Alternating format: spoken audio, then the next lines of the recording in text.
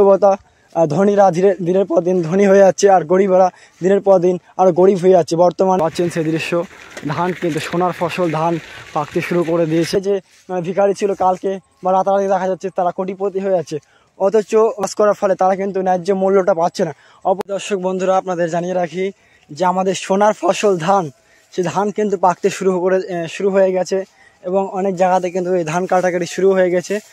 এদিকেও কিন্তু ধান পাকতে শুরু করেছে, আপনাদেরকে দেখাচ্ছি সেই দৃশ্য দেখতে পাচ্ছেন। ধান কিন্তু পেকে গিয়েছে, কিছু কিছু ধান এখনও কাঁচা রয়েছে। হ্যাঁ, আর মাত্র কয়েকদিনের অপেক্ষা, হয়তো 2-4 দিনের মধ্যেই ধান কাটাকাটি যেগুলো বাকি রয়েছে সেগুলো শুরু হয়ে যাবে। ইতিমধ্যেই কিন্তু দেখতে পাচ্ছেন এখানে কিছুটা ধান কাঁচা ছিল, সেই ধানগুলো কিন্তু পেকে গিয়েছে, আর সেই ধানগুলো পাকা ধানগুলো কেটে নেওয়া হয়েছে।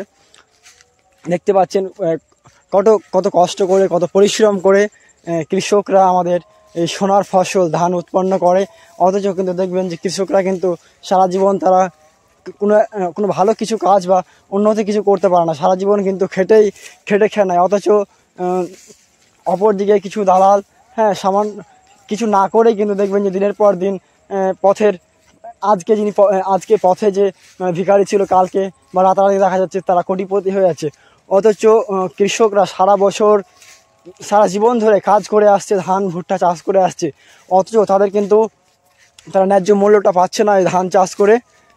শুধুমাত্র তাদের এই প্রতিদিনের নিত্য জীবনটাই শুধু কাটানো হচ্ছে, কিন্তু বড় তাদের যে স্বপ্ন, সেই স্বপ্নগুলো তারা কিন্তু পূরণ করতে পারছে না।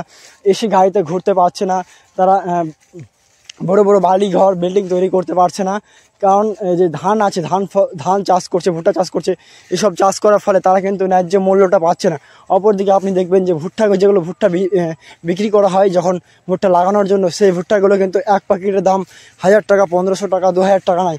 অপরদিকে যখন সেই ভুট্টাগুলো বিক্রি করতে যাওয়া হয় তখন কিন্তু কুইন্টাল হিসাবে বিক্রি হয় 2000 টাকা কুইন্টাল, আর যখন কিনতে যাবেন তখন দেখবেন যে 2000 টাকা প্যাকেট পাওয়া যায়।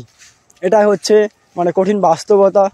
ধনীরা দিনের পর দিন ধনী হয়ে যাচ্ছে, আর গরিবরা দিনের পর দিন আরও গরিব হয়ে যাচ্ছে। বর্তমানে গ্যাসের দাম বাড়ছে, শাকসবজির দাম বেড়ে চলেছে, তেলের দাম বেড়ে চলেছে। গরিব মানুষ দিনের পর দিন গরিব হচ্ছে, আর ধনী মানুষ দিনের পর দিন ধনী হয়ে যাচ্ছে। এ নিয়েই ছোট কিছু কথা বললাম। আমি বাড়ি ফেরার পথে রয়েছি, এখন বাড়ি ফিরছি আর কি। মাঠে এসেছিলাম, কিছু কাজ ছিল। দেখতে পাচ্ছেন ধান সব পেকে গিয়েছে।